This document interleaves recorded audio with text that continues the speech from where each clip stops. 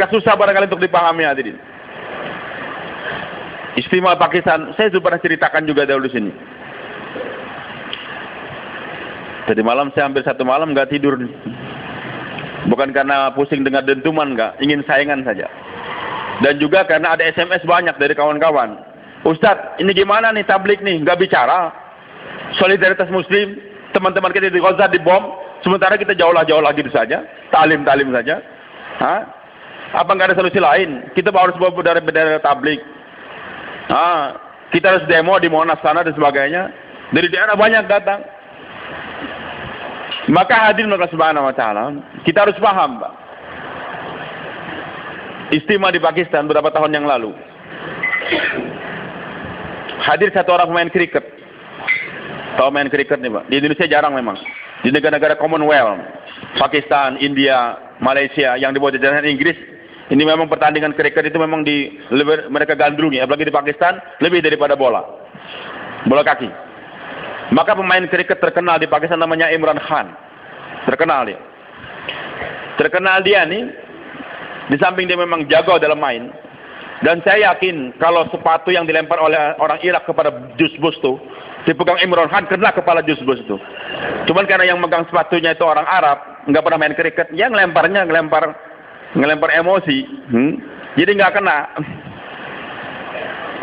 Mungkin kalau saya ngelempar kena juga, minimal telinganya. Lemparan dia hebat, kriket. Tapi yang membuat Imran Khan terkenal ini juga, setiap pertandingan sholat dia jaga terus.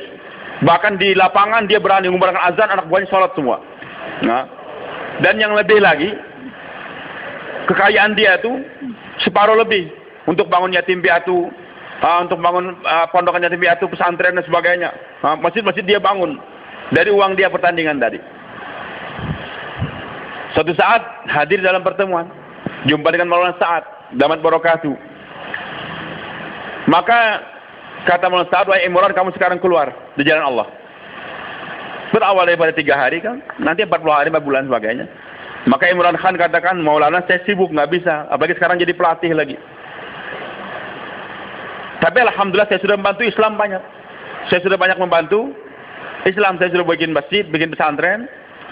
Saya pelihara anak yatim piatu dan sebagainya. Alhamdulillah. Maka Maulana Sa'ad Damat Barakatuh katakan, wahai Imran, sampai hari ini kamu sekarang baru membantu umat Islam. Kamu belum membantu Islam. Belum membantu Islam.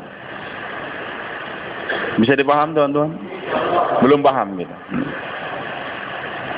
Kemarin saya sampaikan waktu di Jeddah kita kumpul nih, alhamdulillah di Jeddah Pak, kegiatan dakwah kita sudah mulai bagus lah. Bahkan setiap hari Jumat pagi mereka kumpul cukup banyak di markas karena banyak beludak kita bagi-bagi, sekarang ada 3 tempat untuk pertemuan di Jeddah ini. Ada ulama hadir, saya sampaikan ini. Dia katakan, Ustaz saya baru pertama kali dengar ini juga. Saya katakan saya juga waktu di Pakistan pertama kali juga selama umur saya sudah hampir 50 tahun. Jadi kata Syekh Sa'ad, Maulana Sa'ad, wahai Imran, kamu sekarang tuh baru membantu umat Islam. Kamu belum membantu agama Islam. Heran dia. Bagaimana Maulana? Kan sudah bangun masjid, membantu Islam, bangun madrasah. Maka Syekh Sa'ad katakan, wahai Imran, kamu harus membedakan membantu umat Islam dengan membantu Islam. Jangankan kita hadirin, di kalangan sahabat yang pengorbanan begitu hebat saja, terjadi perbedaan. Dan yang Allah pahamkan betul-betul mereka yang korban banyak. Abu Bakar As-Siddiq radhiyallahu anhu. Yang lain hampir semuanya nggak paham. Bukan saya mengecilkan sahabat, tidak. Perbedaan di antara sahabat saja yang banyak korban, ternyata yang Allah berikan kepahaman yang lebih hanya Abu Bakar As-Siddiq radhiyallahu anhu. Tapi dengan tegarnya Abu Bakar, pahamnya Abu Bakar, Allah pahamkan semua sahabat akhirnya. Gimana? Nabi SAW meninggal dunia hari Ahad sore dengan kepala terikat, sakit kepala Rasulullah SAW. Bayan hidayah kepada rombongan Usamah bin Zaid yang akan diberangkatkan menghadang tentara Romawi yang mau menyerang kota Madinah. Kata Nabi, Amfidu ba'sa Usamah, berangkatkan rombongan Usamah. Ini sudah dibayan hidayah, bahkan malam hari harus berangkat semua, jangan ada yang bermalam lagi di kota Madinah. Maka dalam keadaan sakit, kepala diikat, menahan sakit, naik kasih bayin hidayah. Usama diberangkatkan, kumpul di Juruf namanya, suatu tempat di luar kota Madinah. Berkemah di sana dulu, kumpul semua. Nanti besok pagi baru dari Juruf berangkat ke daerah Romawi, daerah negeri Syam. Setelah kumpul di Juruf, pagi hari mau berangkat, Rasulullah SAW Senin pagi sudah 17 kali tidak bisa mengimami sholat, sakit. Sahabat merindukan kapan Rasul jadi imam lagi. Abu Bakar jadi imam, subuh iqamat dikumandangkan. Ternyata Rasulullah SAW membuka tabir rumah dia. Di sebelah kiri itu dibuka tabir. Anas bin Malik yang sedang sholat memandang. Ternyata melihat wajah Rasulullah indah betul waktu itu. Lebih daripada bulan purnama. Dan Anas juga sahabat yang lain mengira Rasulullah akan mengimami sholat lagi. Akhirnya mereka beri jalan. Tapi Nabi SAW senyum melihat bagaimana sahabat tetap sholat, memperhatikan sholat berjamaah. Dan Nabi berikan isyarat agar sholat diteruskan dengan Imam Abu Bakar As-Siddiq radhiyallahu anhu. Hadirlah subhanahu wa ta'ala. Nabi senyum kenapa? Karena ketika akan ditinggalkan ini umat masih menjaga sholat berjamaah dengan baik. Dan Usama pun sudah diberangkatkan. Jadi dakwah tetap digerakkan. Ternyata pagi Seninnya Nabi meninggal dunia.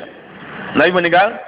Ummu Aiman radhiyallahu anha, ibunya Usama, cepat-cepat kirimkan seseorang kurir supaya Usama jangan diberangkatkan dulu, ikut pemakaman Rasulullah SAW. Maka ditarik tentara. Setelah 3 hari hadirin, selesai pemakaman, pemilihan khalifah pun sudah terjadi. Abu Bakar As-Siddiq jadi khalifah. Maka negara dalam ancaman. Dalam 3 hari berita sudah sampai ke Romawi sana, sampai ke Persia, bahwasanya Nabi Muhammad SAW telah meninggal dunia. Maka Romawi mempersiapkan tentara yang besar lagi. Karena kata pendeta mereka, Nabi yang menyebabkan pertolongan Allah datang senantiasa sudah meninggal dunia. Maka kalau kita serang mereka ini tanpa ada Nabi, kita akan menang. Begitulah Musailamatul Kadzdzab dengan 40.000 tentara dia yang handal siap-siap untuk menyerang kota Madinah juga. Begitu pula orang-orang yang baru masuk Islam, imannya lemah, murtad dia. Ada yang enggak mau bayar zakat, macam-macam. Dalam keadaan yang demikian, Abu Bakar jadi khalifah radhiyallahu anhu. Maka Abu Bakar ambil itu panji, serahkan Usama, kau berangkat sekarang. Dan Abu Bakar ilangkan orang yang sudah daftar dirinya sama Usama harus berangkat. Kalau tidak berangkat akan saya usir dari rumah dia.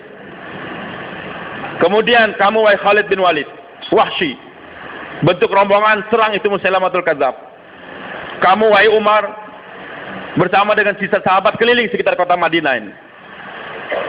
Heran sahabat Nabi, kok aneh ini khalifah.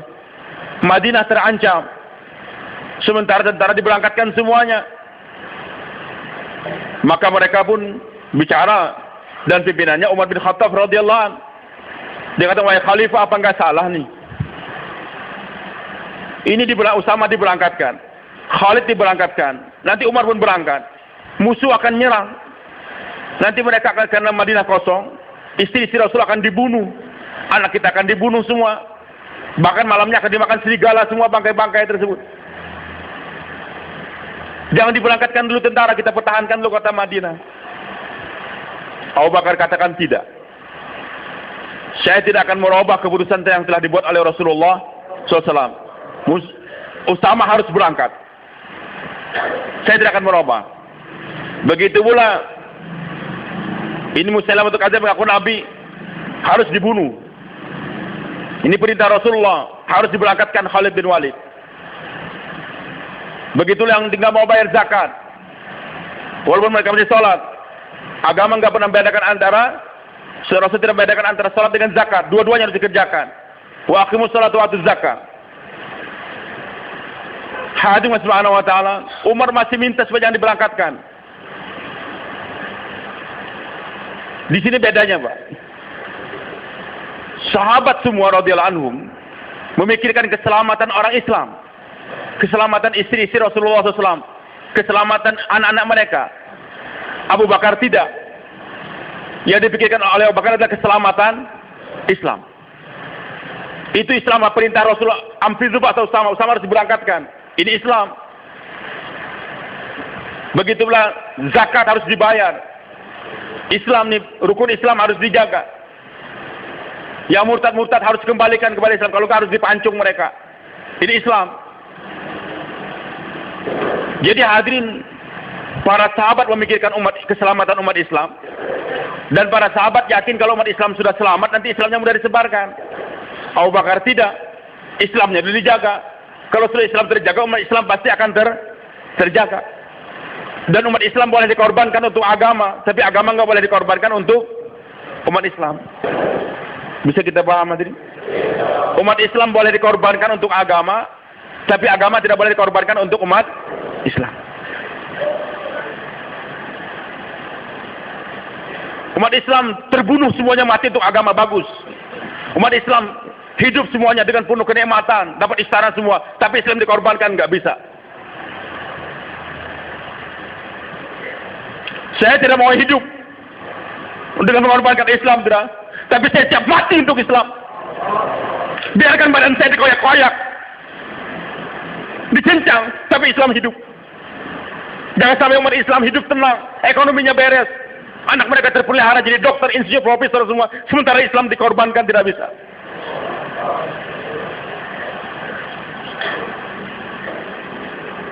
Abu Bakar yakin intansurullah yansur, kalau kamu tolong agama Allah, yansurkum, kumnya itu umat Islam.